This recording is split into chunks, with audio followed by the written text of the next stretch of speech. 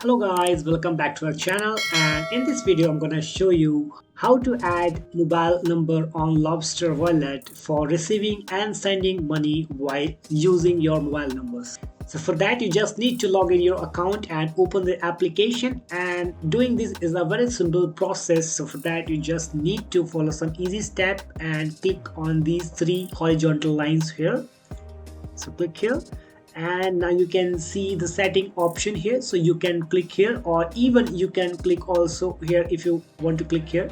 So just click on setting button, and now you can see that profile option here, so click on profile, and that's it. You have found that option is add mobile number, so just need to click on mobile number, and now you can see that option connect your mobile number. So you can change country here if you want to change your country, and if you don't want to change your country, so you can click and simply add your mobile number here, send the code, and verify your mobile number, and that's it. Your mobile number has been connected to your Lobstr wallet. So that is a very easy process that how you can do it.